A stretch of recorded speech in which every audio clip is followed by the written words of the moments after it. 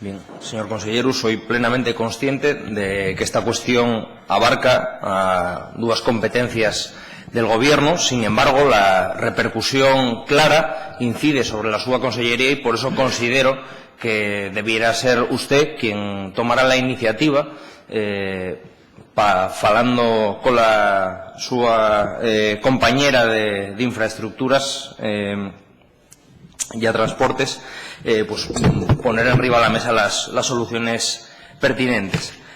La brusada en ayudas al transporte para la comunidad educativa de los CRAS puso en evidencia, como se supo nos medios, por caso concreto de la familia de Buseco, Valdés, que denunció efusivamente la retirada a los seus fillos del sustento económico que necesitaban para asistir al CRA no que estaban escolarizados. Pero esto, como bien acaba de repasar usted, non era un caso individual, ¿no? Falábamos dunha ayuda de la que disfrutaban varias decenas de familias asturianas, ya que se viu drásticamente recortada, pasando de tasas el kilómetro de 60 céntimos a 21, lo que lleva un recorte del 60%. Nunas bases, por cierto, que para el curso 2015-2016 publicaronse bien tarde, publicaronse en 2016. Non solo lle gravosa el recorte, sino que, además, lle alevoso. Dase cuando los padres ya tenían pagados gran parte de y feitos gran parte de los recorridos, ¿no? Y el mensaje que transmitió usted desde la Consellería es que iba a analizar los casos de las familias que reclamaran, pero solo los de las familias que reclamaran. De esta forma, pasivamente, y teniendo en cuenta que sacaba el aviso a destiempo, pues probablemente contara agarrar a varias familias desprevenidas y de esta forma pues aforrarse la ayuda de la mayoría de ellas. Efectivamente, vimos que nada más reclamaron 23. En esto vemos pues, un renuncio que pretende arramplar con las ayudas de la mayor parte de las familias, mientras que se finge que de algunas se vayan a restituir. Esto es lo que nos parece completamente inaceptable, parecenos un xuego de manos que tantea la indefensión de la comunidad educativa rural y a la vez, en el mismo movimiento, consigue desvalijarla a la mayor parte de ella.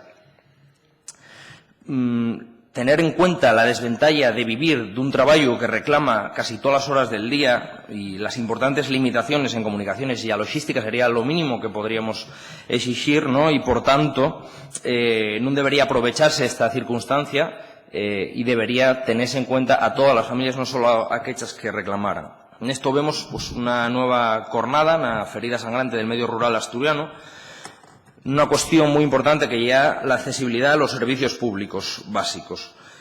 Otorgando el transporte escolar, vuélase por aire estos servicios básicos, que son los cimientos que deberían sostener en su campo.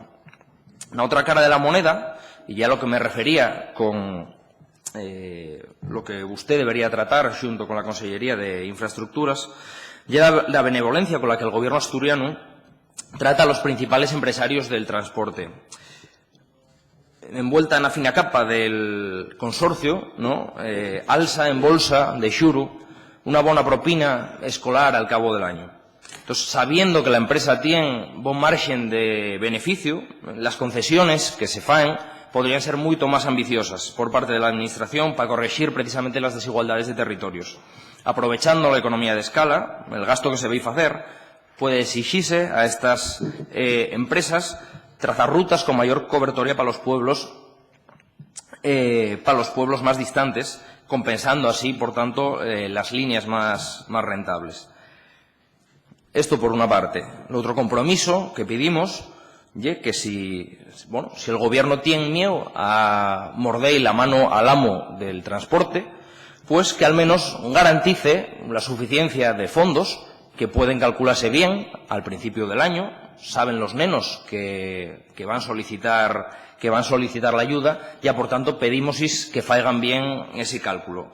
Ni un euro de menos para las partidas de ayuda al transporte de los nenos del medio rural asturiano.